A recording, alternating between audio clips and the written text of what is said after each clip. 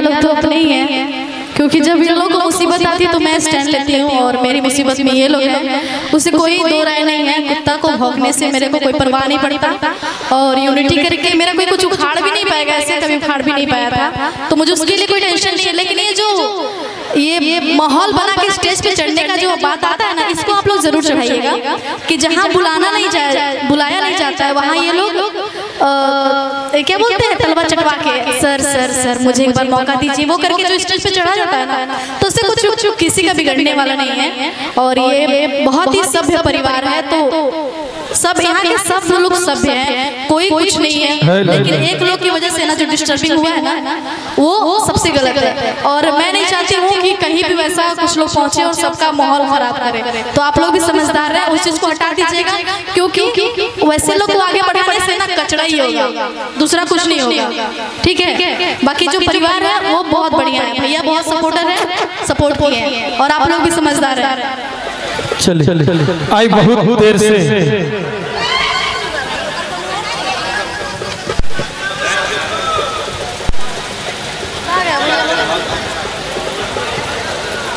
बस थोड़ा देर बजा रहा तो हर लोग भोजन के समय हो गई बा ओकर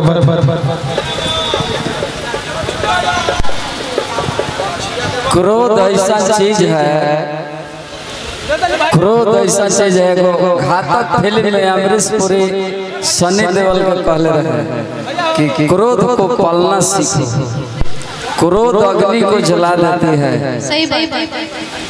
ज्ञान जो है, क्रोध जब कीजिएगा तो आपका ज्ञान अपने आप खत्म हो जाएगा। दूसरे को फेर में मत रहिए, अपने कला को देखिए। जब बात चरित्र पे आए ना, तो चरित्र से वही समझौता करते हैं जिसके एक बाप एक नहीं होते, और मैं चरित्र से कभी समझौता नहीं करती।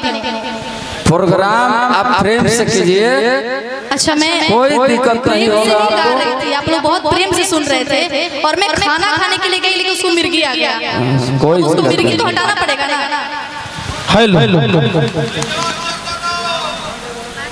कहल बा कि गर्दन से ऊंचा को वो छाती ना हो, गर्दन से ऊंचा को वो छाती ना हो, और धर्म से बढ़ के कोनो जाति ना हो। गर्दन से ऊंचा को वो छाती ना हो, धर्म से बढ़ के कोनो जाति ना हो। अरे पगले, बचाना है तो इस दिया के बचाओ, बाती बचा के क्या करोगे। अरे पगले, बचाना है तो इस दिया के बचाओ, बाती बचा के क्या करोगे। और जब अपना देश ही नहीं रहेगा तो जाति बचा के क्या करोगे, जाति बचा के क्या करोगे। तो हमनी के देश के देखे के बाद, धरती के देखे के बाद, इन की धरती से उड़ गई धूल तो कर पीछे जाए के बाद। चली रही भैया एगो तेज फास्ट म्यूजिक से होते हैं, और फिर मंच पर नेहा जी के बुलाई और बार कि एगो सागर जी आई वाली अनुरोध बार कहता हूं भैया कि एगो गाना यहाँ के गवा दी। आई रोगा दी मुन्ना माइकल जी, तमाम कलाकार के उपस्थित बड़ा सोचनी है कि एक करके तहरा लोग के कैसे हो हन होई भाई। एगो अच्छा एगो नेहा के गवा के फिर सागर जी के गवा दी।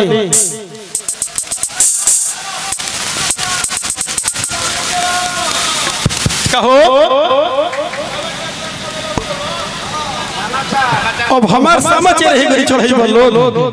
हां तेरी की जय एगो हो जाए तो ओकर बाद होई बोला मन बता। अच्छा तो ठीक है, देखिए हम तो बड़ी कम बोली लाए। भाई लोग उपस्थित हैं, अभी जो कुछ समय में पहले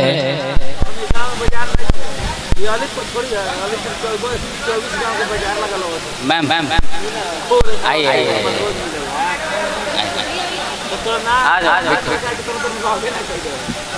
हेलो हमारे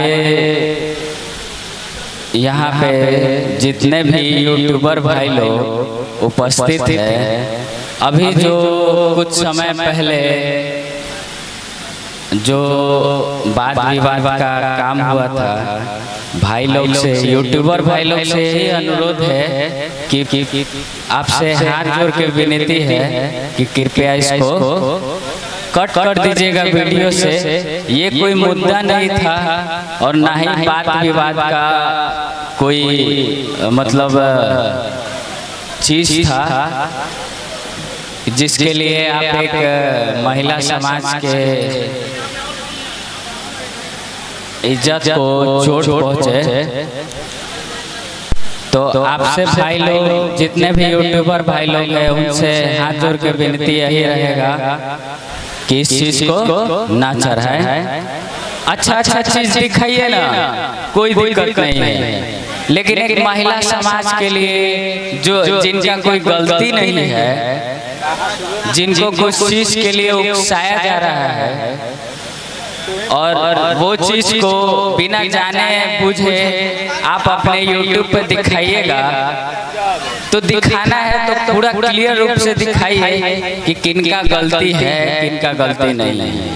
हम यही बोलना चाहेंगे कि जो भी अभी से कुछ देर पहले हुआ है वो सब ऐसे ही अनजाने में हो गया है, उसका कोई मतलब नहीं निकलता है निजी जीवन में।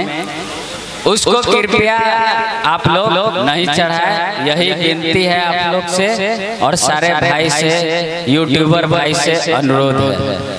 अब हमारा भाई थोड़ा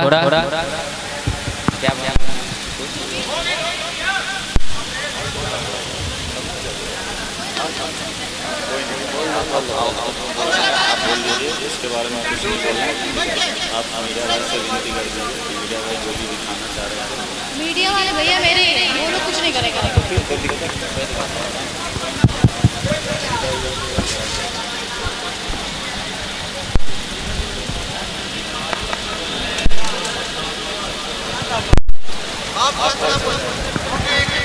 हेलो हेलो हेलो हेलो कहने का मतलब है कि नेहा निष्ठा जी का कोई गलती नहीं था, बिना मतलब का विवाद जैसा ऐसा कार्यक्रम किया गया जिसका कोई मतलब नहीं था।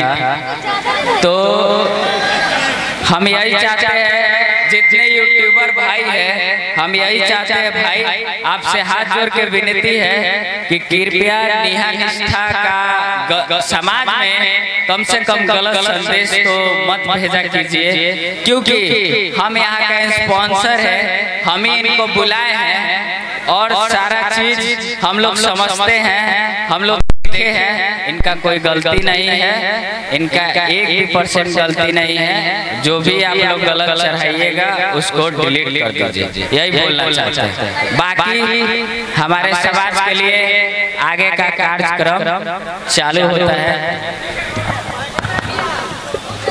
Hello hello hello hello hello नहीं अभी अभी कहाँ गए भैया, लोग बुला लीजिए। अच्छा उधर कोई बात नहीं। और बोलीला तली आप सबके बीच हमर गुरु जी करे के मानी लखी शर्मा जी पहले बोलत रही, ओकर बाद कुछ गुण हम बोलीला, ओकर बाद अंत हो जाए केहू नहीं बोली। तो 2 मिनट खातिर आप सबके हंसावे खातिर एगो छोटा सा हम समाचार बोल देते नहीं। एक आसमानी का विधवा केंद्र पाकिस्तान झूठिस्तान से उर्दू में समाचार प्राप्त करे। दिल्ली में 16 अक्टूबर एक टमाटर फट जाने के दरमियान 56 आदमी का मृत्यु और 52 आदमी घायल हो गए हैं। घायल हुए आदमियों को ले जाकर दफना दिया गया और मरे हुए आदमियों को हॉस्पिटल में दाखिल किया गया है। प्राप्त रिपोर्ट के कारण कलकत्ता पर एक मकान पर छापा मारने पर आदमी के 9.5 मन खून बरामद हुआ है। इस सिलसिले में खटमल और एक मच्छर गिरफ्तार किए गए हैं। बॉम्बे चौरास्ता पर एक देसी तरबूजा के गोला छोड़ रखा था। एक बिल्ली जलती हुई सिगरेट तरबूजा में फेंक दिया और तरबूजा भारी विस्फोट के साथ फटा और आदमियों को छेदते हुए सब्जियों की मंडी में घुस गया। वहां से 2 आलू 2 केला 2 टमाटर 2 मूली लेकर सड़क पर निकल गया और ट्रक से कुचल गया। इस कारण ट्रक पलटी खा गई है। गंगा नदी में स्काई प्लेट गिर जाने के कारण कुछ मछली कुछ मेढकों को जुकाम पकड़ लिया है। इस कारण सरकार द्वारा से लिपस्टिक का टीका दिया जा रहा है। गंगा नदी में पानी बढ़ने के कारण साली मछली डूब के मर गई और जो बाची वो बिल्कुल पेड़ पर चढ़ गई। अरे होटल में मुसाफिर खाना खा रहा था, उसमें मक्खी आके पड़ गई। मुसाफिर ने मक्खी निकाल पर फेंक दिया।